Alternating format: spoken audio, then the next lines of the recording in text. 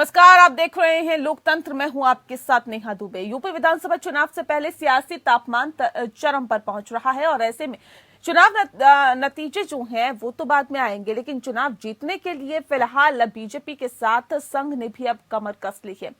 हैदराबाद में हो रही आरएसएस की समन्वय बैठक में यूपी चुनावों को लेकर गंभीर मंथन किया गया है और बैठक में भारतीय किसान संघ, अखिल भारतीय विद्यार्थी परिषद, विश्व हिंदू परिषद सहित कुछ दूसरे अनुषंगिक संगठनों से चुनाव के संदर्भ में फीडबैक लिया गया।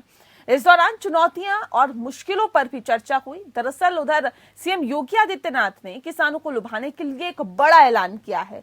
सरकार ने राज्य में किसानों के घरेलू बिजली बिल और ट्यूबवेल के बिजली बिल में 50% की छूट देने का ऐलान किया है, लेकिन अखिलेश यादव के साथ जयंत चौधरी के गठबंधन को लेकर पेंच फंसता हुआ दिख रहा है।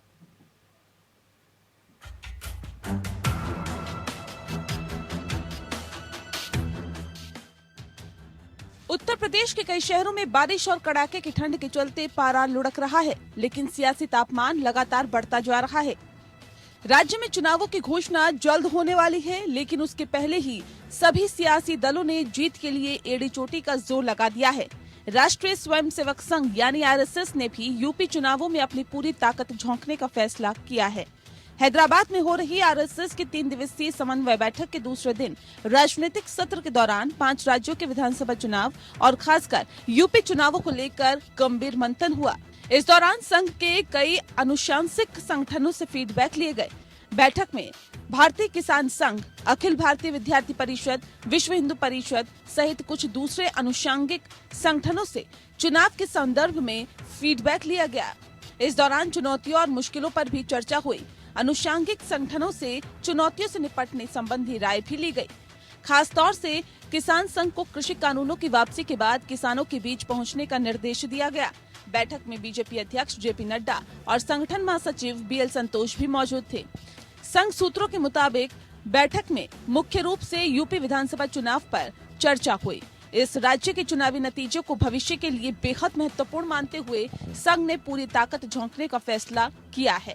संघ ने इससे पहले 2014 और 2019 के लोकसभा चुनाव में करीब सारे अनुषंगिक संगठनों को चुनावी मोर्चे पर लगाया था, क्योंकि 2 साल बाद संघ की स्थापना का शताब्दी वर्ष है।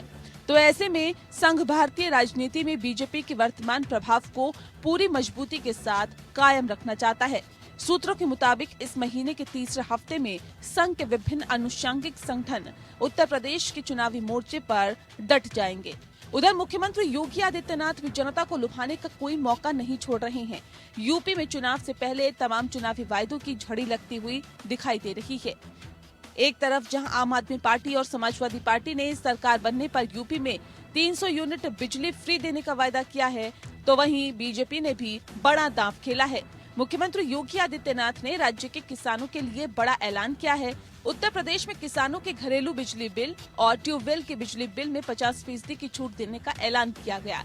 इसके बाद उत्तर प्रदेश में ग्रामीण क्षेत्र में मीटर्ड, अनमीटर्ड, एनर्जी एफिशिएंट पंप और शहरी क्षेत्रों के मीटर्ड नलकूपों के इस्तेमाल पर बिजली बिल वर्तमान की तुलना में 50% कम हो जाएगा।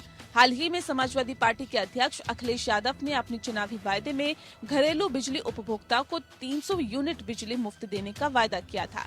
अखिलेश ने किसानों को सिंचाई के लिए मुफ्त बिजली देने की बात भी कही है। समाजवादी पार्टी की सरकार बनने पर हम समाजवादी लोग जब सरकार बना लेंगे तो 300 यूनिट घरेलू बिजली फ्री होगी। समाजवादी सरकार बनने पर 300 यूनिट बिजली घरेलू फ्री होगी और इसके साथ साथ हमारे किसानों की पूरी सिंचाई पहले की तरह फ्री होगी, माफ होगी। उत्तर प्रदेश के अंदर 75 जनपदों में आज हमने बिजली दे दी है। अभी मैं कुछ देर पहले पढ़ रहा था, समाजवादी पार्टी के राष्ट्रीय अध्यक्ष बबुआ आज कुछ बोल रहे थे और उनके मुंह से निकल रहा था कि सरकार आएगी तो हम मुफ्त बिजली दे देंगे। अरे जब आप बिजली ही नहीं देते थे तो मुफ्त कहां से होता? तो उल्टा जनता से जो वसूली करते थे इसके लिए माफी तो मांग लो। जब बिजली ही नहीं आती थी तो मुफ्त की बात कहां, यहां तो जनता से एक तरफा वसूली होती थी। आज हम कह सकते हैं उत्तर प्रदेश में बिना भेदभाव के हर एक गरीब की झोपड़ी में भी और राजमहल में रहने वाले व्यक्ति के घर में भी बिजली हर समय जलती हुई दिखाई देती है। अखिलेश की घोषणा पर प्रतिक्रिया देते हुए आम आदमी पार्टी के नेता अरविंद केजरीवाल ने एक जनसभा में चुटकी ली। उन्होंने कहा कि आजकल कई दल जगह जगह जाकर 300 यूनिट और 200 यूनिट फ्री बिजली देने का वायदा कर रही हैं, लेकिन ये कोई नहीं दे सकता है। इसका फॉर्मूला सिर्फ और सिर्फ आम आदमी पार्टी की सरकार के पास है। वहीं समाजवादी पार्टी के साथ गठबंधन में चुनाव लड़ने का ऐलान करने वाले ओम प्रकाश राजभर प्रदेश में उनकी सरकार बनने पर गरीबों को मुफ्त में इलाज करने का वायदा कर चुके हैं। पिछले दिनों राजभर ने कहा था कि सरकार बनने के 6 महीने के अंदर जातिगत जनगणना कराएंगे, गरीबों का इलाज मुफ्त में करेंगे, पुलिस विभाग में विसंगतियों को दूर करेंगे। हालांकि अखिलेश यादव के एक और साथी जयंत चौधरी की आरएलडी और समाजवादी पार्टी के बीच गठबंधन को लेकर पेंच फंसता हुआ दिख रहा है। यही वजह है कि अखिलेश और जयंत की 3 बार सीटों के बंटवारे पर चर्चा हुई, लेकिन अभी तक इसका हल नहीं निकल पाया। कहा जा रहा है कि पश्चिमी यूपी की 10 सीटों पर सपा और आरएलडी की बात नहीं बन पा रही है। इन सीटों पर दोनों ही अपने अपने उम्मीदवार उतारना चाह रहे हैं। वहीं जयंत पश्चिमी यूपी के अलावा भी कुछ सीटें मांग रहे हैं, जबकि अखिलेश यादव देने के लिए तैयार नहीं हैं। ऐसे में दोनों दलों के बीच बात बनती नहीं दिख रही है। जहां राजनीतिक विश्लेषक पूर्वांचल में बीजेपी गठबंधन और सपा गठबंधन के बीच सीधी लड़ाई बता रही हैं, तो वहीं पश्चिम उत्तर प्रदेश में किसान आंदोलन के दम पर आरएलडी खुद को काफी मजबूत मान रही है।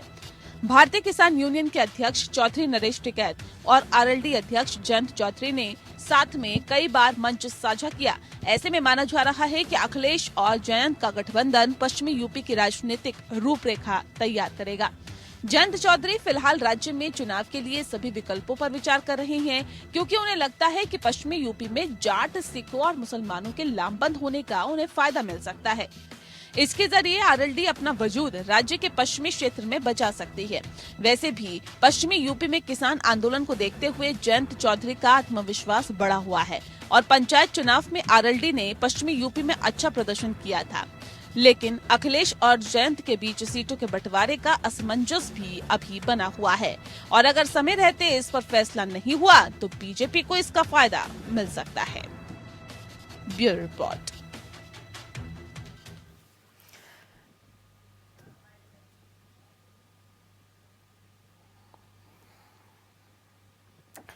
तो जैसे जैसे विधानसभा चुनाव नजदीक आती जा रही है, वैसे वैसे सियासी घमासान भी तेज होता जा रहा है। वायदों की झड़ी लगाई जा रही है और साथ ही साथ हैदराबाद में चुनावी मंथन भी हुआ। ये मंथन दरअसल आरएसएस की तरफ से किया गया। आखिर कैसे फतेह हासिल की जाए, आखिर कैसे संघ को जमीनी स्तर पर उतारा जाए और कैसे बीजेपी को मजबूत और ज्यादा किया जाए, जिससे कि 5 राज्य में बीजेपी एक फतेह हासिल कर सके। लेकिन अब सवाल इस बात को लेकर है कि आखिर ये नौबत क्यों आ रही है। इस विषय पर तफसील से चर्चा करने के लिए खास मेहमान हमारे साथ मौजूद है, उनसे आपका परिचय करा देते हैं। दीपक सोनकर जी इस वक्त हमारे साथ है, बीजेपी के स्पोक पर्सन है। साथ ही डॉक्टर अभिषेक राय जी इस वक्त हमारे साथ हैं, सपा के स्पोक पर्सन है। विवेकानंद पाठक जी इस वक्त हमारे साथ हैं, कांग्रेस यूपी के महासचिव है। और राहुल लाल जी इस वक्त हमारे साथ हैं, जो कि पॉलिटिकल एनालिस्ट है। आप सभी का बहुत स्वागत है। सबसे पहला सवाल मेरा दीपक सोनकर जी आपसे ही है, अगर योगी राज में सरकार में काम बहुत हुआ है, जिसका बखान योगी आदित्यनाथ खुद भी करते हैं, प्रधानमंत्री नरेंद्र मोदी भी करते हैं और तमाम नेता भी करते हैं, सर इतना कामकाज हुआ है तो भाजपा उससे संतुष्ट होनी चाहिए। अगर नहीं है तो फिर आखिर क्यों नहीं है, अगर है तो फिर हैदराबाद में आरएसएस क्यों इतना गहन मंथन कर रहा है उत्तर प्रदेश पर?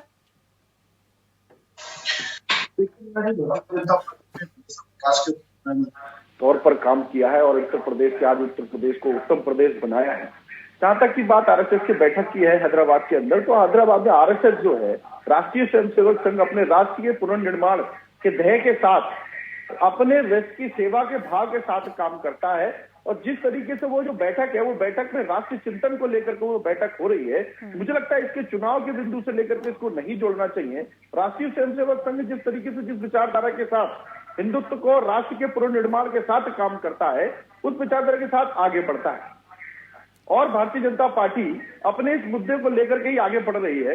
उत्तर प्रदेश में हम लोगों को किसी प्रकार का ध्येय नहीं है। उत्तर प्रदेश के अंदर आज हम लोगों ने जिस तरीके का डेवलपमेंट खड़ा किया है, उत्तर प्रदेश के अंदर जिस तरीके से विकास की यात्रा उस पूर्वांचल क्षेत्र से होकर के, पश्चिम क्षेत्र से होकर के बुंदेलखंड क्षेत्र तक पहुंची है, उस यात्रा के साथ और उस संकल्प के साथ हम लोग बढ़ रहे हैं। इसी उदाहरण के साथ आज भी हम लोगों के बीच में एक बड़ा उदाहरण आज उत्तर आया है, जिस तरीके से बिजली में हम लोगों ने 50% की दर को नहीं, आपने कहा राष्ट्र चिंतन के मुद्दे पर आरएसएस इस बैठक का आयोजन किया गया आरएसएस की तरफ से, और क्या सवाल इस बात को लेकर है डॉक्टर अभिषेक राय कि राष्ट्र की चिंता सिर्फ आरएसएस को ही है, सिर्फ बीजेपी को ही है क्या, तमाम और पार्टियों को नहीं है?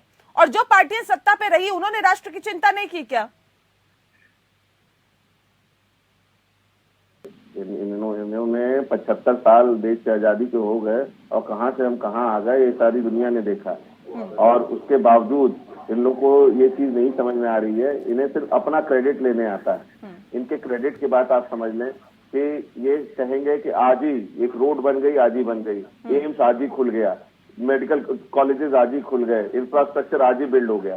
तो ये कुछ भी कह सकते हैं। इनके कहने पे आप मत जाइए। जुमलों की पार्टी है, जुमला देने में ये लोग माहिर आदमी है। दूसरी बात मैं आपको बताना चाहता हूं नेहा जी कि जो बात ये कह रहे हैं कि राष्ट्र निर्माण की बात, हर पार्टी ने, हर सरकार ने अपने स्तर पे काम किया है। भारतीय जनता पार्टी की तरफ से झूठ और जुमलों की बात नहीं करी। माननीय मुख्यमंत्री जी आप देखेंगी, हमने 300 यूनिट बिजली जहां फ्री दी, उनको याद आ गया, अरे साहब हमें भी कुछ सिंचाई के लिए कर देना चाहिए। क्या 4.5 साल, पौने 5 साल तक ये सो रहे थे? क्या इनके पास 325 विधायक नहीं थे? स्पष्ट बहुमत थी इनके पास।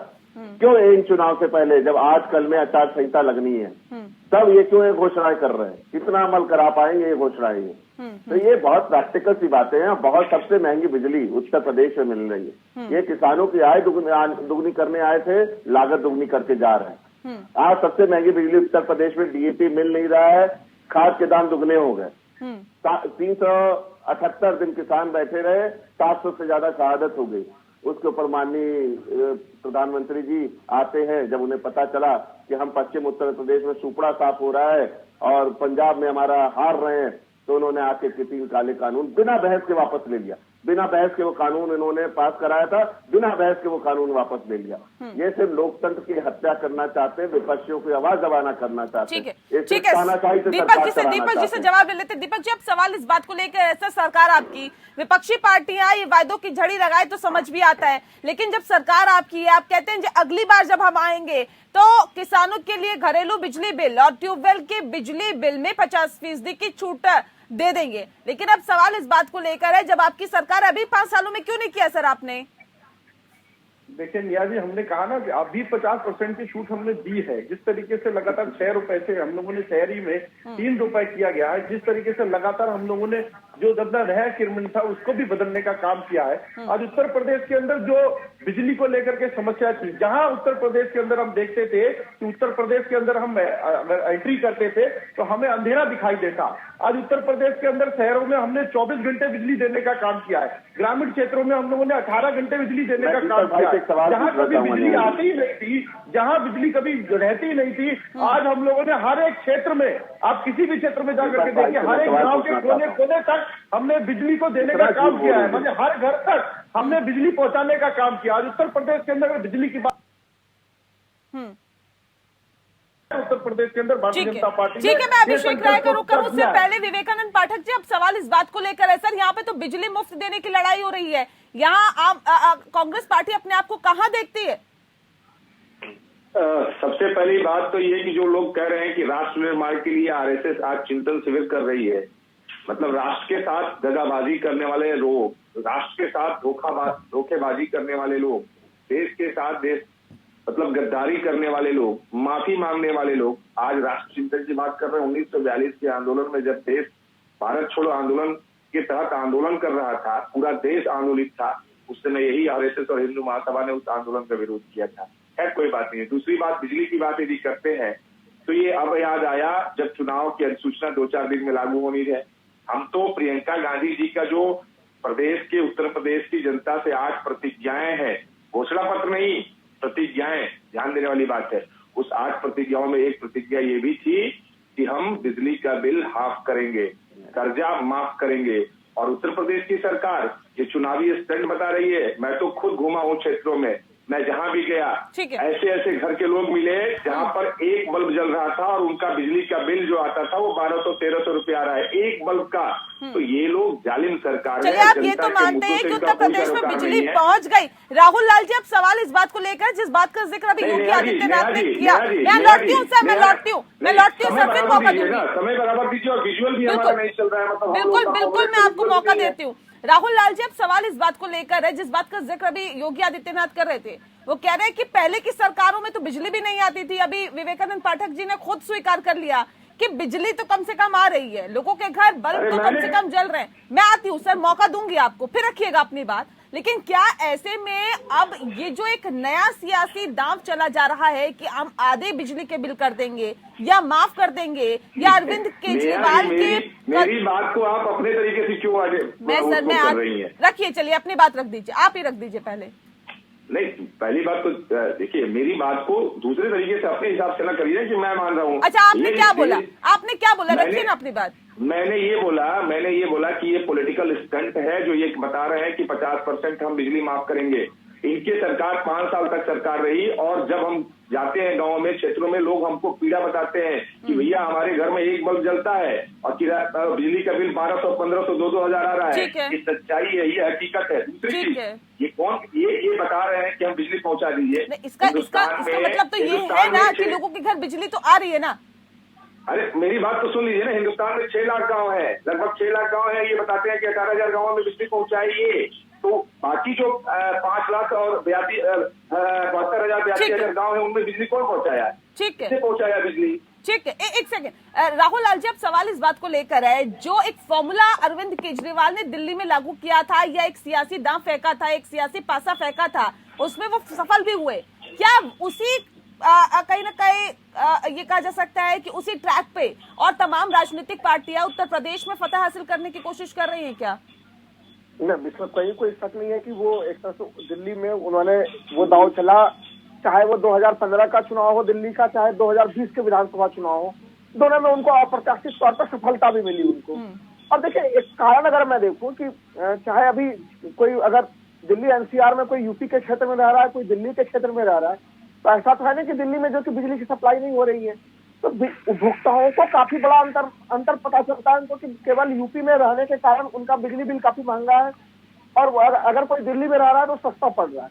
हालांकि पॉलिटिकल पार्टीज को ये भी बताना चाहिए कि इसके बजट का इंतजाम किस रूप में किया जाएगा, क्योंकि देखिए दिल्ली राहुल लाल जी, ये भी तो यहाँ पर तय होना चाहिए कि क्या हम दिल्ली की तुलना उत्तर प्रदेश से कर सकते हैं क्या? बिल्कुल नेहा जी, वही चीज मैं कह रहा हूँ कि दिल्ली देखिए छोटा प्रदेश था, तो यहाँ पे जब आप इस प्रकार की बड़ी बड़ी घोषणाएं लोग कर दे रहे हैं, तो इन घोषणाओं में 2 तरह की चीजें होनी चाहिए जिससे मतदाताओं को स्पष्टता बनी रहे। क्योंकि अभी देखिए भारतीय जनता पार्टी अब कार्यकाल जब समाप्त होने जा रहा है, तब वो उन्होंने बिजली बिलों में जो है कि वो खेती किसानी के बिजली बिलों में 50% की कटौती की है। तो दूसरे दल पहले तो ये घोषणा कब करेंगे, शपथ ग्रहण से कितने दिनों में लागू हो जाएगा, पहला चीज। और दूसरा पॉइंट ये भी आना चाहिए जनता के बीच में कि आखिर इसके लिए फंड का इंतजाम कैसे होगा, आप कहाँ से राजस्व का क्या इंतजाम कर रहे हैं, वो मॉडल क्या होना चाहिए जिससे कि जनता ज्यादा भरोसा कर सके कि भाई हाँ ठीक है, इनका ये मॉडल है जो कि ज्यादा भरोसेमंद लग रहा है, अभी है ज्यादा भरोसेमंद लग रहा है। क्योंकि देखिए वादे के फेरिस्त में तो बड़े लंबे चौड़े वादे थे। अगर मैं अभी वर्तमान सरकार को ही देखूं तो इन्होंने लैपटॉप और मोबाइल फोन के वितरण की बात की थी, लेकिन कब वो वितरण हो रहा है, जब पूरा का पूरा देखिए कोरोना काल बीत गया, जिसमें लोगों को ज्यादा उन तरह के डिवाइसेस की जरूरत थी, ऑनलाइन के लिए अभी भी चल रहा है। आप अपने कार्यकाल के शुरुआत में कर रहे हैं, अगर लास्ट में कर रहे हैं, अगर यही काम आप शुरुआत में करते तो उन छात्रों को और कितनी सुविधा होती। तो जो इस प्रकार की घोषणाएं हैं, जो नए पैटर्न चला है, उस पर यह दोनों क्वेश्चन आ सकता है कि वो कब से लागू होगी, और लागू होगी तो उसके लिए धन का आवंटन कहाँ से होगा। लेकिन नतीजा क्या रहता है? जो आज हम टैबलेट और आप जिस तरह से टैबलेट और फोन बांट रहे हैं बच्चों को, छात्र छात्राओं को, वो पूरे कार्यकाल को तकरीबन खत्म होने के बाद ही उन्हें दिया जा रहा है। सर, ये जो आप घोषणाएं कर रहे हैं, ये कब से लागू होगा अगर आपकी सरकार बनती है तो? पहली बात। और दूसरी बात, ये फंड कहाँ से आएगा, इसका भी कहीं ना कहीं यहाँ पर आपको बताना होगा, जवाब देना होगा। देखिए, जिस तरीके से जिस तरीके से हम लोगों ने सरकार बनने के बाद ही उत्तर प्रदेश के अंदर डेवलपमेंट और विकास को शुरू करने का काम किया, जिस तरीके से हम लोगों ने गरीब, शोषित, दलित, वंचित तक उसको योजना पहुंचाने का काम किया, जिस तरीके से हमने हर गरीब के छत पहुंचाने का काम किया, हर गरीब को उज्ज्वला गैस कनेक्शन देने का काम किया, हर गरीब को बिजली का कनेक्शन सवाल देने पे का आइए काम ना, किया। सवाल पे आइए ना। मैं सवाल नहीं है सर, ये चुनावी आपको मंच नहीं दिया मैंने कि आप बताएं कि आपने कौन कौन सी उपलब्धियां हासिल की इन 5 सालों में। अब मुझे सवाल का जवाब दीजिए सर। जिस तरीके मैं वही बता रहा हूँ, जिस तरीके से हम लोगों ने पिछले बार अपने मैनिफेस्टो में जिस तरीके से कहा था, हमने 90% उसको पूरा करने का काम किया। भारतीय जनता पार्टी ने जो किया उसको करके दिखाया। जो वायदे कर रहे हैं वो कब से लागू होगा, कहाँ से फंड आएगा उसको करके दिखाया। सर, कहाँ से फंड आएगा, ये कब से लागू होगा, ये बताइए ना, ये सुनना चाहती है जनता। उसको लेकर के निर्णय होगा, उसको लेकर के समीक्षा होगी, जो भी हम लोगों ने कहा। अगर वायदे और दावे किए जाते हैं, हवा में कर दिए जाते हैं क्या? बिल्कुल नहीं, हवा में कौन करता है ये तो सब लोग शांति में जानते हैं। किस तरीके से हवा में ये फ्री की टॉलरेंसी आ रही है, ये सामने आ रहा है। किस तरीके से उत्तर प्रदेश की डॉक्टर अभिषेक राय जी, अब सवाल इस बात को लेकर अरविंद केजरीवाल भी यही बात कह रहे हैं कि दिल्ली में हमारे पास ये फॉर्मूला है कि कैसे लोगों को मुफ्त में बिजली दी जा सकती है या आधे रेट पे दी जा सकती है। कोई और सरकार या कोई और पार्टी नहीं कर सकती ऐसा। नेहा जी, मैं बहुत क्लियर बता रहा हूँ। अभी 2-3 दिन पहले माननीय राष्ट्रीय अध्यक्ष जी की लखनऊ में प्रेस कॉन्फ्रेंस हुई। वो प्रेस कॉन्फ्रेंस लाइव थी, सारे पत्रकार बंधु थे, सारे मीडिया चैनल्स थे वहां पे। मैं वही चीज इनसे पूछना चाहता हूँ। ये कहते हैं कि इन्होंने अंधेरा दूर कर दिया। क्या एक पावर प्लांट पूछ रहा हूँ, 5 की तो बात ही छोड़ दीजिए, दीपक भाई गिना पाए जिसका इन्होंने शिलान्यास करके उद्घाटन कर दिया। पावर ट्रांसमिशन लाइन, जिसे ये कहते हैं ना घर घर बिजली पहुंचा दी, कितनी पावर ट्रांसमिशन लाइन इन लोगों ने बिछाई, उसका ये जवाब देते। इनको क्या माननीय जब मुख्यमंत्री जी को हमारे राष्ट्रीय अध्यक्ष कितनी बार खुले मन से चैलेंज करते हैं कि वो 3x660 super critical thermal power plant बोलना शुरू कर दे, अभी तक माननीय योगी जी ने उस चैलेंज को लिया नहीं। जब इनको ये पता ही नहीं कि बिजली कैसे जनरेट होती, तो ये उसके ऊपर क्या काम करेंगे। ये सिर्फ जुमले देने जाते हैं, जैसे कहते हैं ना हवा में। हमने बताया ना कि हमने देखे शाहजहांपुर के रोजा में हमने बनाया, हमने योगी आदित्यनाथ तो कहते हैं पहले बिजली नहीं आती थी। नेहा जी, हम बता रहे हैं हम कहाँ से 300 यूनिट देंगे, हम वो बता रहे हैं। नहीं, वो उनका भी तो सुन लीजिए। वो तो कह रहे पहले बिजली नहीं आती थी, हमने तो हर घर तक बिजली पहुंचाई है, हर गांव तक बिजली पहुंचाई है।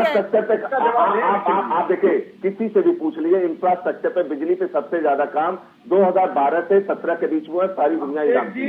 हमने जितने पावर प्लांट बनाए, जितने पावर प्लांट बनाए, वो किसी सरकार ने नहीं बनाए। दीपक भाई आप एजुकेटेड आदमी इस तरीके से बात ना करें। अभी आप देखें, आप कल्याण को आसिम क्या, पढ़े लिखे को फारसी क्या। अभी आप 24 घंटे की बिजली क्लेम कर रहे थे, अभी आपकी बिजली कैसे कट गई, अभी आपके घर की बिजली कट गई। नेहा जी, आप बताइए, ये 24 घंटे बिजली क्लेम कर रहे थे, अभी इनके घर की बिजली कट गई।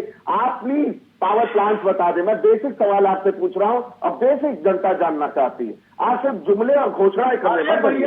घोषणा मंत्री हैं आप लोग, जुमला मंत्री हैं, जुमला देने।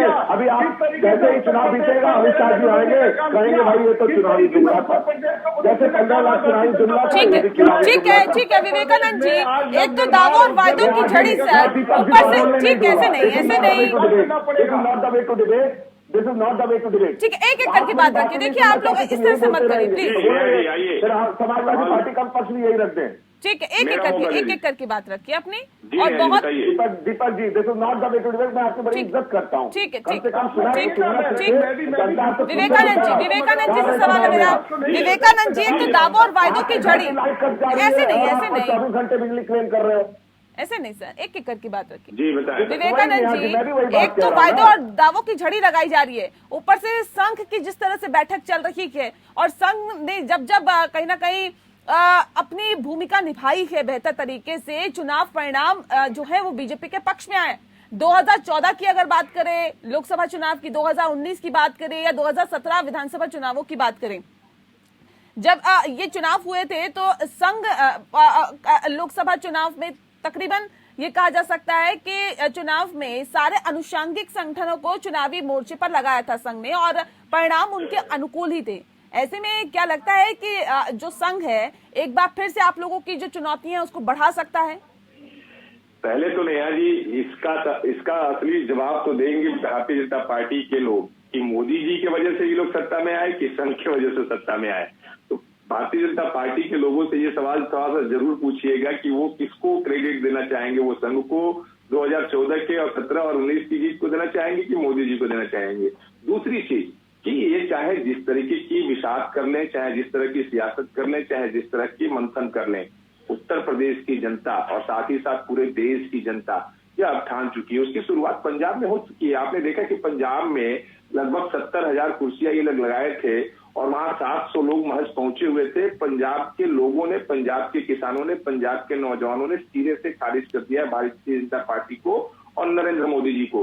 उसी तरीके से बाकी प्रदेशों में भी, देश के बाकी प्रदेशों में भी जनता यह तय कर ली है इनको खारिज करने के लिए, क्योंकि ये जुमलों की सरकार चला रहे थे, क्योंकि ये सारे लोग झूठ बोलकर लोगों को गुमराह किए थे। देश के नौजवानों को 2 करोड़ रोजगार देने का वादा किया था, 15 लाख उनके खाते में आएंगे ये वादा दिया था, महंगाई कम हो जाएगी ये वादा किया था, महिलाओं के ऊपर अत्याचार कम हो जाएंगे ये वादा किया था। पूरी तरीके से ये सरकार फिसड्डी हो गई है। आपने अभी हाल ही में देखा कि किस तरीके के उत्तर प्रदेश का रिपोर्ट कार्ड जारी किया है और वो रिपोर्ट कार्ड एक संस्था ने जारी किया है, एक संवैधानिक संस्था ने जारी किया है और उसका योजना आयोग मतलब नीति आयोग का मानना था कि उत्तर प्रदेश सबसे फिसड्डी राज्य है। योजना आयोग ने ही माना कि सबसे खराब स्वास्थ्य व्यवस्था यदि किसी की है तो उत्तर प्रदेश की है। तो उत्तर प्रदेश के लोगों ने गंगा में तैरती लाशों को देखा है। उत्तर प्रदेश के लोगों ने इस बात को देखा कि किस तरीके से ऑक्सीजन के अभाव में लोगों ने दम तोड़ा है। उत्तर प्रदेश के लोग यह देख रहे थे कि लखीमपुर में कैसे एक कैबिनेट मिनिस्टर का बेटा किसानों को रौद देता है गाड़ियों से और 5000 पेज की चार्जशीट में एकदम आरोपी बनाया जाता है। इसके बावजूद भी उसका पिता कैबिनेट में बना हुआ है। तो ये जनता है और इन सारी चीजों को उत्तर प्रदेश की जनता ही नहीं बल्कि देश की जनता समझ रही है और जान रही है। आने वाले जिन 5 राज्यों में, उत्तर प्रदेश सहित जिन 5 राज्यों में चुनाव होंगे, जहां तक कि हमें पता है लगभग 4 राज्यों में ये लोग सरकार में थे, बाहर होने जा रहे हैं, बैकफुट होने जा रहे हैं। वक्त बताएगा सर, वक्त बताएगा। राहुल जी, अब सवाल इस बात को लेकर है सर, समाजवादी पार्टी अलग अपने घोषणाएं कर रही है, ओम प्रकाश राजभर की अगर बात करें वो अलग अपनी घोषणाएं कर रहे हैं, जयंत चौधरी अपनी अलग घोषणाएं कर रहे हैं। सर तमाम जो ये पार्टियां हैं अपनी अपनी घोषणाएं कर रहे हैं, सिर्फ एक मकसद ये है कि किसी भी तरह से सत्ता पर काबिज हो जाए। लेकिन क्या लगता है कि जो घोषणाएं की जाती है वो चुनावों के बाद जब सरकार बन जाती है तो उन पर ज्यादा फोकस किया जाता है?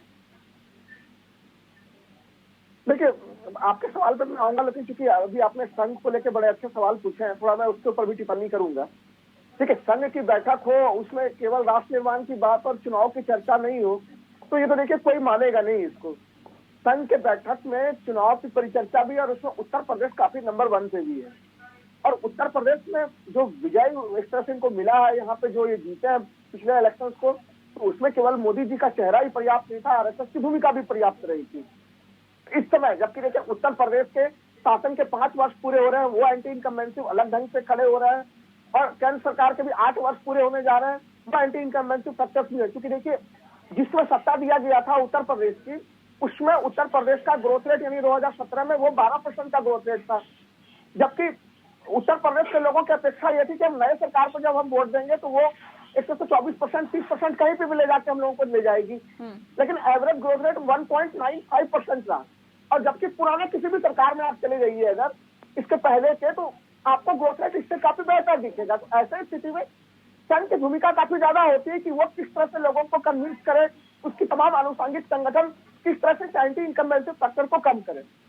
तो ये इसलिए इसमें उनकी भूमिका रहेगी।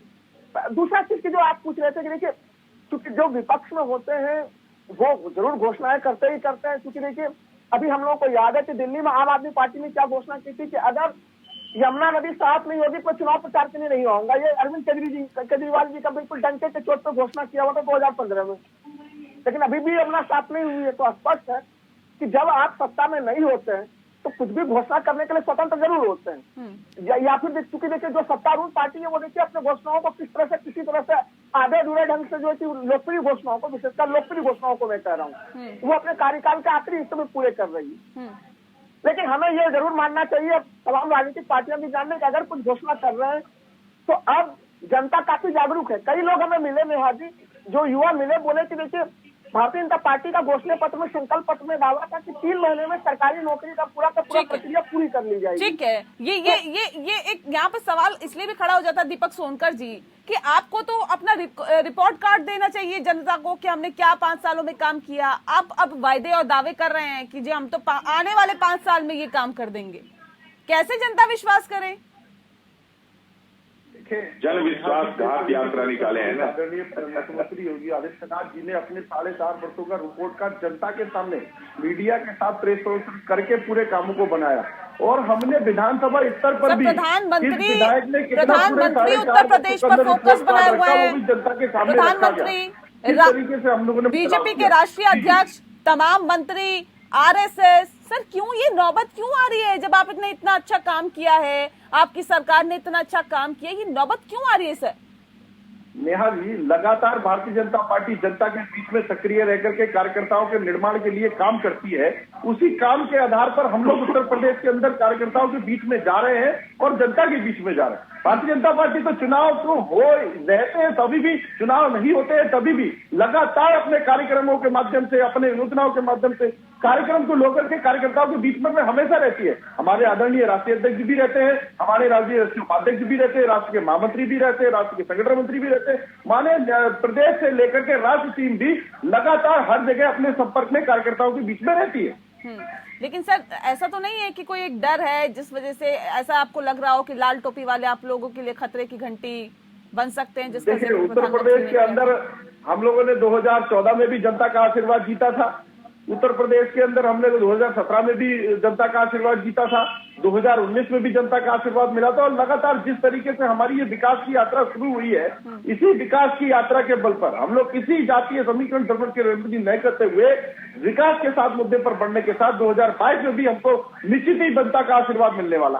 वो तो सर वक्त ही बताएगा। विवेकानंद पाठक जी भी कुछ कहना चाहते हैं। दूसरी तरफ साथ आने की जुगत में तमाम और राजनीतिक पार्टियां हैं और अखिलेश यादव ने ये कोशिश भी की, जिस कोशिश को हमने लगातार दिखाया। लेकिन अब सवाल इस बात को लेकर है कि जयंत चौधरी के साथ 3 बार अखिलेश यादव की बैठक हो चुकी है, लेकिन सीटों के बंटवारे पर अभी भी पेंच फंसा हुआ है। सर क्या दिक्कत है, कहाँ पे पेंच फंसा हुआ है? क्यों अभी तक ये तस्वीरें साफ नहीं हो पा रही कि कौन कितनी सीटों पर चुनाव लड़ेगा? नेहा जी, कोई पेच नहीं है, कोई चीज नहीं है। ये मीडिया में मनगढ़ंत बातें चल रही है और भारतीय जनता पार्टी इन चीजों को हवा देती है। जैन जी हमारे 2017 से पार्टनर रहे हैं, वो 3 हमारे 2019 में भी पार्टनर थे, अभी भी पार्टनर है, अलायंस में है। रही बात, उनसे सीटों की सारी बातें हो गई। बहुत जल्दी सीटों के साथ हमारे उम्मीदवारों की लिस्ट बहुत जल्दी माननीय राष्ट्रीय अध्यक्ष जी बहुत जल्दी जारी करेंगे, आप लोग इंतजार करिए। और हमारे सारे सहयोगी एकदम मजबूती से खड़े हैं और सबको पता है कि इस आताताई सरकार को, जो किसानों के ऊपर गाड़ी चला देती है, उनके मंत्री के बेटे को, मंत्री जी को अभी तक ये सरकार बैठा के अपने गोदी में घूम रही है। जिससे गृह मंत्री जी अपने बगल में बैठा के अपराधी ढूंढते हैं, जो 96 के हिस्ट्री शीटर है, खुद कहते थे मेरा इतिहास जान लो। तो इतिहास जब सबने जाना तो पता चला कि वो हिस्ट्री शीटर।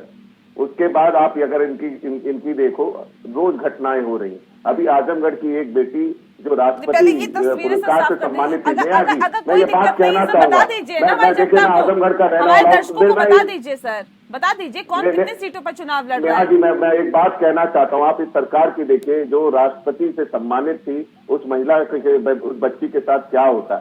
कानपुर में उसके साथ दुराचार होता है, उसके बाद उसकी हत्या हो जाती है, सरकार की कान पे जू नहीं रुकता। ये लोग किस तरह की बातें करते हैं? इन लोग को पता नहीं, नैतिकता के आधार पर माननीय मुख्यमंत्री जी को इस्तीफा दे देना चाहिए था कि हम कुछ नहीं कर पा रहे हैं कानून व्यवस्था में। इनका बुलडोजर साहब सिंह के घर पे नहीं चल पाता क्योंकि सरकारी तंत्र कहता है कि साहब आज बुलडोजर नहीं मिल रहा, आज बुलडोजर नहीं मिल रहा। माफिया क्रिकेट खेलते हुए मिलता है, उसके ऊपर इनका बुलडोजर नहीं चलता। वो एसपी ऑफिस के बाहर क्रिकेट खेलता है और डीएम हो सकता है या एसपी वहां पे बॉलिंग कर रहे हैं। माफियाओं को उन्होंने एमएलसी बना रखा है। ये किस तरह की शुचिता की बात करते हैं? अगर शुचिता इतनी होती तो अजय मिश्रा टेनी जी को ये कब का बर्खास्त कर चुके होते, अगर वो जांच में निर्दोष होते। एसआईटी रिपोर्ट में भी आ गया, बैलिस्टिक रिपोर्ट में भी आ गया, सारी रिपोर्टों में है। ये उत्तर प्रदेश की जनता से क्या न्याय करेंगे? महंगाई 2014 में गायब हो गई थी, कंप्लीटिंग ओनली कंप्लीटिंग। ठीक है 2014 में महंगाई गायब होती थी। आज भारतीय जनता पार्टी का कोई नेता, कोई प्रवक्ता उस पर बात नहीं करता। नेहा जी जी। डॉक्टर अभिषेक राय इनको जी। जनता के बीच में जाना और जवाब देना पड़ेगा। ठीक है, जवाब ले लेंगे सर। बता दीजिए ना कि आरएलडी कितने सीटों पर चुनाव लड़ रही है, सपा कितनी सीटों पर बहुत चुनाव लड़ जल्दी रही है, आपको क्योंकि ये पता पश्चिमी चल यूपी जाएगा। के आरएलडी 10 हमारा सीटों बहुत पर मजबूत सपा और सहयोगी आरएलडी है। के बीच बातचीत नहीं ये बन देखिए, पा रही है राष्ट्रीय सर। अध्यक्ष जी की बात है, इस पे कमेंट करने का अधिकार मेरे ऊपर नहीं है। मैं बहुत साफ बात कह रहा हूँ, आपको बहुत जल्दी मीडिया बंधुओं को ये बात हमारे राष्ट्रीय अध्यक्ष जी प्रेस कॉन्फ्रेंस करके जयंत चौधरी जी के साथ बहुत जल्दी अनाउंस करने वाले हैं, ओम प्रकाश जी के साथ बहुत जल्दी अनाउंस करने वाले हैं। बस आप इंतजार करिए, हमारी लिस्ट भी तैयार हो रही है और बहुत जल्दी उम्मीदवारों के साथ हम ये अनाउंस करने जा रहे हैं। ठीक है, रखिए विवेकानंद जी अपनी बात।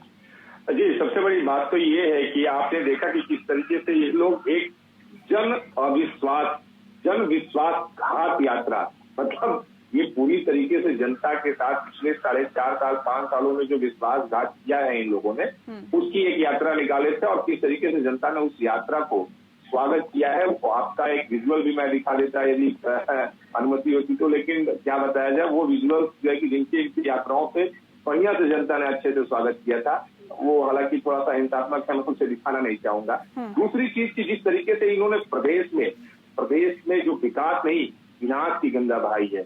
इन लोगों ने इस प्रदेश को मतलब बिल्कुल बुरी हालत कर दी है।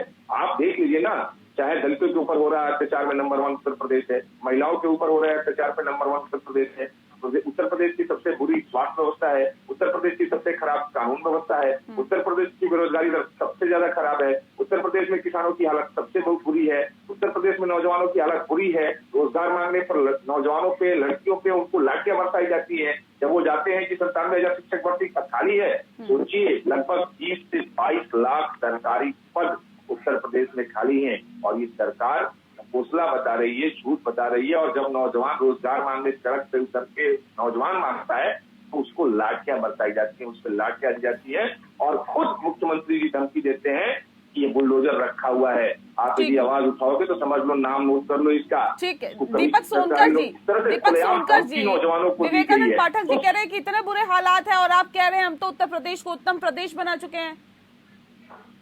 देखिए, विवेकानंद जी अभी जन विश्वास यात्रा की बात कर रहे थे, तो मैं बताना चाहता हूँ कि जन विश्वास यात्रा जिस तरीके से 6 क्षेत्रों से शुरू हुई, नेहा जी मैं समझ उसका गवाह हूँ। मैं विश्वासघात यात्रा ब्रज क्षेत्र के अंदर, सुन लीजिए विवेकानंद जी, आप सुन लीजिए पहले ग्रांड गुजरात, जिस तरीके से 6 क्षेत्रों में मैं खुद ब्रज क्षेत्र की यात्रा में था और उसमें इतना बड़ा जन सैलाब अपने आप उमड़ रहा था। जिस तरीके से योगी मोदी जी के नारे की जिंदाबाद और जिस तरीके से योजना के लोग अपने बसें लगा के यात्राएं करा रहे हो आप लोग।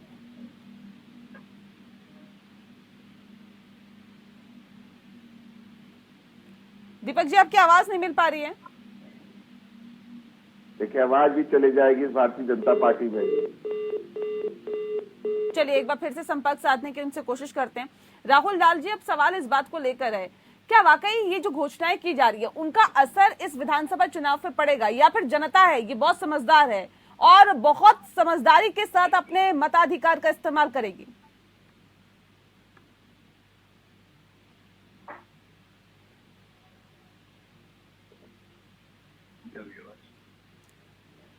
राहुल जी, आपकी भी आवाज हम तक नहीं पहुंच पा रही है। अच्छा, इनकी आवाज, मेरी आवाज जा रही है नेहा जी? नेहा जी, मेरी आवाज जा रही है? जी जी जी जी। तो अभी जब तक 30 सेकंड में अपनी बात रख लेता हूँ कि जिस तरीके से समाजवादी पार्टी के प्रवक्ता बता रहे हैं कि जनता तैयार है, भैया जनता ने देखा है कि पिछले 2 साल से जब से कांग्रेस पार्टी की राष्ट्रीय महासचिव प्रियंका गांधी जी यहाँ पर कमान संभाली है, उत्तर प्रदेश में सिर्फ और सिर्फ एक ही राजनीतिक दल है जो हर मुद्दे पर इस सरकार से लड़ रही है। सर, इससे पहले भी तो कईयों ने कमान संभाली, लेकिन फिर भी उत्तर प्रदेश की जनता ने आपको नहीं सर आंखों पर बिठाया, आप पर विश्वास नहीं किया। तकरीबन 3 दशकों से आप उत्तर प्रदेश में सत्ता से बाहर है। क्यों सर, आप पे क्यों नहीं विश्वास कर पा रही उत्तर प्रदेश की जनता? क्योंकि उत्तर प्रदेश की जनता को ये तीनों लोग, चाहे वो सपा हो, बसपा हो, भाजपा हो, ये तीनों लोग जाति में, धर्म में, मजहब में बांट के रखे हुए थे, गुमराह करके रखे थे। उनके ऊपर इस तरीके से इंजेक्शन जाति का, धर्म का लगा दिया था कि वो अब धीरे धीरे लोगों को उतर रहा है। जब लोग बेरोजगारी का आलम देख रहे हैं, जब महंगाई का आलम देख रहे हैं कि सिलेंडर भैया 350 से लेके 1000 में पहुंच गया, 200 रुपए का सरसों तेल हो गया, 60 रुपया 70 रुपया 80 रुपए किलो प्याज मिल रहा है। इस तरीके की जब चीजें हो रही, बेरोजगारी दर बढ़ गया है, कोरोना में लोगों की जान चली गई, तब लोगों को लगा कि भैया हमने तो जो चश्मा लगाया था या इनके चश्मे में आ गए थे, इनके इंजेक्शन के शिकार हो गए थे, इनके झूठ के शिकार हो गए थे, अब वो जनता समझ चुकी है, अब वो जान चुकी है, वो देखी है कि पिछले 2 सालों से सड़क से लेकर सदन तक इस तानाशाही सरकार से कौन लड़ा है, चाहे वो भारतीय जनता पार्टी की उत्तर प्रदेश की सरकार हो, चाहे केंद्र की सरकार हो। जब इन सरकारों से लड़ने की जरूरत थी तो जो हमारे और भी दल के नेता हैं और भी दल के जो राजनीतिक कार्यकर्ता है वो अपने अपने घरों में कैद थे। एक राजनीतिक दल के कार्यकर्ता केवल ट्विटर पे, उनके राष्ट्रीय अध्यक्ष जी केवल ट्विटर पे ट्वीट करते थे, अब ट्वीट करने लगे, पहले तो ट्वीट भी नहीं करते थे। राहुल लाल जी हमारे साथ जुड़ गए हैं, मैं डॉक्टर अभिषेक राय पहुंचती हूँ आपके पास, लेकिन राहुल लाल जी अब सवाल इस बात को लेकर है, क्या ये चुनावी लॉलीपॉप में जनता फंसेगी या फिर जिस तरह से धर्म और जाति की सियासत की जा रही है उसमें जनता विश्वास रखेगी, या फिर उन मुद्दों को देखेगी कि 5 सालों में क्या हुआ क्या नहीं हुआ, उसके बिहाफ पे मतदान पड़ेगा। अभी तक जो हालात रहे उत्तर प्रदेश की सियासत में कैसे रहे सर, ये बताइए। देखिए, उत्तर प्रदेश के अलग अलग क्षेत्रों में जब मैं कहीं पे भी जा रहा हूँ तो एक तरह से जनता काफी ज्यादा परिपक्व है, इस चीज को जरूर मानना चाहिए। क्योंकि देखिए, मैं बिहार के चुनाव में भी गया हूँ, पश्चिम बंगाल के चुनावों में भी मैंने यात्रा की है और उत्तर प्रदेश की भी मैं यात्रा कर रहा हूँ। तो आप इनको भले राजनीतिक दल कभी किन्हीं को लग रहा हो कि हम इनको शायद धर्म के आधार पे, जाति के आधार पे बांट दें या फिर अन्य आधार पे चीजों को कुछ चुनावी लॉलीपॉप दे के इनको हम कर दें, लेकिन वो अपने मूलभूत मुद्दों पे बने हुए हैं। वो सरकार के एक एक कामों का काफी सूक्ष्म मूल्यांकन भी कर रहे हैं। विपक्ष को लगातार जो दावेदारी कर रही है उसके तरफ भी देख रहे हैं और वो देख रहे हैं कि उनके अपने मूलभूत मुद्दे कहाँ पे है। क्योंकि अगर महंगाई का मामला है, देखिए अभी हम लोग देख रहे हैं कि चुनाव आयोग ने बढ़ा दिया प्रत्याशियों के लिए कि भाई विधानसभा चुनाव के खर्च के दायरे बढ़ गए, लोकसभा चुनाव के खर्च के दायरे बढ़ गए। लोग कह रहे हैं कि भाई प्रत्याशियों के खर्च को तो बढ़ा दिया गया, महंगाई को हर कोई मान रहा है, तो फिर सामान्य जनता जिस महंगाई से जूझ रही है उसके लिए निपटने के लिए तमाम तरह से क्या प्रावधान है अलग अलग पॉलिटिकल पार्टियों के घोषणा पत्र में। तो महंगाई के, क्योंकि अभी इसमें हम लोग देखते हैं तो थोक महंगाई दर 14.27% है जो पिछले 20 वर्षों का रिकॉर्ड तोड़ रहा है। तो अलग अलग कई चीजें हैं जनता के पास जब जाते हैं तो कई चीजें हैं जिसके बिहाफ पे कहीं ना कहीं जनता मतदान करती है। लेकिन दीपक जी, अब सवाल इस बात को लेकर भी है, क्या साम दाम दंड भेद सिर्फ एक ही मकसद है क्या उत्तर प्रदेश में बीजेपी का कि चुनाव जीतना है? सर, कोरोना अपने चरम पर है, तमाम रैलियां बंद कर दी गई है, कांग्रेस ने भी अभी तक ये फैसला लिया है कि कुछ दिनों तक जो रैलियां हैं वो नहीं की जाएगी, जनसभाएं नहीं की जाएगी। क्या बीजेपी को कोरोना से डर नहीं लगता? क्या बीजेपी को नहीं दिखता कि कोरोना फैल रहा है और किस कदर केसेस आ रहे हैं? जी, मुझे लगता है अभी मेरी आवाज चली गई थी, मैं विवेकानंद जी की बात का जवाब दे रहा था। मैं मेरे सवाल का जवाब दे दीजिए सर, पहले आता हूँ, मेरे सवाल का भी जवाब दे दीजिए। ज्यादा मैं 2 मिनट में बात करूंगा। अभी जो योजनाओं की बात बता रहे थे, थोड़ा सा राजस्थान के एक व्यक्ति को भी चिंता कर लेते, थोड़ा सा पंजाब की जनता की भी चिंता कर लेते, राजस्थान में किस तरीके से जनता पर लाठियां चलाई जा रही उसकी भी चिंता विवेकानंद जी को कर लेना चाहिए। दूसरी बात, जिस तरीके से उत्तर प्रदेश के अंदर भी कोरोना काल या पूरे देश के अंदर जिस तरीके से कोरोना बढ़ रहा है, हमने भी अपनी 9 तारीख को आदरणीय प्रधानमंत्री जी की रैली को भी कैंसिल किया। तो लगातार जैसे जैसे अलग अलग समय में कैंसिल हो रहा है, कोरोना को देख करके पूरा चिंतित के साथ जिस तरीके से हम लोगों ने अलग अलग सुविधाजनक केंद्र बनाए हैं, बाकी रैलियों में कोरोना नहीं फैल सकता है क्या? बनाए गए बाकी रैलियों में कोरोना नहीं फैल सकता है क्या? डॉक्टर अभिषेक राय जी, क्या ये जो यात्राएं चल रही है समाजवादी पार्टी की तरफ से और वायदों की जो झड़ी लगाई जा रही है, लोगों को इकट्ठा किया जा रहा है, सर उसमें कोरोना नहीं फैलेगा क्या? देखिए, हम लोगों ने बताया ना कि कोरोना के जो खतरा है उसके मद्देनजर समाजवादी पार्टी ने अपनी विजय रथ यात्राओं को 7, 8, 9 तारीख को स्थगित कर दी, पोस्टपोन कर दी। हम बहुत जिम्मेदार पार्टी हैं, हम जनता के बीच की बात करना चाहते हैं, हम जनता से जुड़े मुद्दे की बात करना, जनता की सेफ्टी सर्वप्रथम है। दूसरी बात, अभी विवेकानंद जी कह रहे थे, मैं प्रियंका गांधी जी का हमारी पार्टी बहुत इज्जत करती, बड़ी नेता है, राजनेता है, पर वो जैसे पॉलिटिकल टूरिज्म पे आती हैं, वो पॉलिटिकल टूरिज्म आप लोग करते रहिए और पॉलिटिकल टूरिज्म करके अपनी पार्टी को मजबूत बनाए, यही मेरी पर्सनल सलाह है। और आपको मैं शुभकामनाएं देता हूं उत्तर प्रदेश के चुनाव के लिए, विवेकानंद जी। और सबको पता है कि समाजवादी पार्टी कहाँ स्टैंड करती है और पंचायत में चुनाव में उत्तर प्रदेश की जनता ने इसको एकदम स्पष्ट कर दिया कि समाजवादी पार्टी कहाँ स्टैंड करती है। हम नंबर 1 थे, आपने कितनी सीटें जीती ये सबको पता है। तो हमारी शुभकामनाएं आपके लिए और हमारी दुआएं हैं। पॉलिटिकल टूरिज्म पे आती है प्रियंका गांधी, विवेकानंद पाठक जी। टूरिज्म कौन करता है ये जनता उत्तर प्रदेश की देख रही है। जब लखीमपुर में इन्हीं के पार्टी की और पंचायत चुनाव की बात कर रहे थे ना, इनके पार्टी की महिला कार्यकर्ता उम्मीदवार थी, जब चीरहरण हो रहा था अखिलेश जी कहाँ सोए थे? कौन गया था? प्रियंका गांधी गई। आपको शायद नहीं पता हो, बहन हमारी पार्टी की है, जवाब दे रहा हूँ, उसका स्टेटमेंट ले लीजिएगा, उस बहन का स्टेटमेंट ले लीजिएगा। उसने क्या कहा, उसने क्या कहा हमारी बहन ने, प्लीज जरूर सुनिए, शायद आप सुनते नहीं है, शायद आप सुनते नहीं विवेकानंद जी। मैं कहता रहा हूँ आप लोग पॉलिटिकल टूरिज्म करिए, उत्तर प्रदेश में चुनाव है और राज्य में भी होगा, सुनिए। और भैया बहुत बहुत बधाई हो आपको, बहुत शुभकामनाएं हैं आपको। अभी भारतीय जनता पार्टी के प्रवक्ता साक्षी को आप ज्ञान दे रहे थे कि इनको मैनर नहीं है और आप वही काम कर रहे हैं। आप जब बोल रहे थे तो मैं बोला क्या? मैं आपके बीच में नहीं बोल रहा था, तो मैं बोल रहा था। नेहा जी मैं ये कह रहा हूँ कि लखीमपुर में उस लड़की के साथ वो जो सपा की नेता थी, बाद में वो कांग्रेस ज्वाइन कर ली है, कौन गया? प्रियंका जी गई। उसी लखीमपुर में किसान को ड्रॉप दिया जाता है, सबसे पहले कौन गया? प्रियंका जी गई। जब आगरा में एक वाल्मीकि समाज के बेटे को पुलिस, उत्तर प्रदेश की पुलिस, योगी आदित्यनाथ की पुलिस थाने में ले जाकर उनकी हत्या करती है, कौन गया? प्रियंका गांधी जी गई। उम्बा में आदिवासियों के ऊपर जब हमला हुआ था, कौन गया? प्रियंका गांधी जी गई। जब उन्नाव में दलित उन्नाव में बेटी के साथ गलत हो रहा था और वहां का भाजपा विधायक उसके साथ जब दुराचार किया था, उसके साथ अत्याचार कर रहा था, तो कौन गया न्याय के लिए? प्रियंका गांधी जी गई। आजमगढ़ में जब एनआरसी को प्रोटेस्ट चल रहा था, कौन गया? प्रियंका गांधी जी गई। तो भैया उम्भा से लेके अभी हाल में इलाहाबाद में जब 4 दलित परिवार के लड़के लड़की और माता पिता की हत्या हो गई, कौन आया? प्रियंका गांधी जी आई। तो जनता और उत्तर प्रदेश के लोग यह देख रहे हैं कि कौन उनके लिए उतर के सड़क पे आ रहा है। और आप तो नेहा जी लड़की है, तो प्रियंका गांधी तो लोकसभा चुनाव से पहले भी रायबरेली और अमेठी गई थी, अमेठी तो हार गए आप लोग। देखिए अमेठी किस तरीके से हमारे हाथ से गया, ये पूरा उत्तर प्रदेश की सरकार और कौन गया था सर? प्रियंका गांधी गई थी, आपने एक बार फिर से नहीं बोला, ये तो बता दीजिए एक बार। नहीं, मैं रायबरेली में भी तो प्रियंका जी गई थी और उससे पहले भी प्रियंका जी जब लगातार हम जीतते थे, हम तो 1975 से वहाँ अमेठी में जीत रहे हैं, वो हमारे कांग्रेस के लिए हमारा गढ़ है। और जीत रहे थे सर। सुन लीजिए, ये महिलाओं के घोषणा पत्र है, ये जो मैं हाथ में लेके आपके टीवी स्क्रीन पे दिखा रहा हूँ, और आप भी लड़की हैं, तो प्रियंका जी ने महिलाओं को लेकर, लड़कियों को लेकर एक नारा भी दिया है, उत्तर प्रदेश की लड़कियों को और देश की लड़कियों की, लड़की हूँ लड़ सकती हूँ। और प्रियंका जी का ही स्टैंड है कि राजनीति में लड़कियों को लाने के लिए, सशक्तिकरण करने के लिए विधानसभा चुनाव में 40% रिजर्वेशन हम महिलाओं को दे रहे हैं। एक बेहतर पासा फेंकने की आपने कोशिश की है, लेकिन वो कितना रंग लाता है ये वाकई देखने वाली बात होगी। बहरहाल बहुत शुक्रिया आप सभी मेहमानों का हमारे साथ इस खास चर्चा में शामिल होने के लिए। लोकतंत्र में इतना ही, नमस्कार।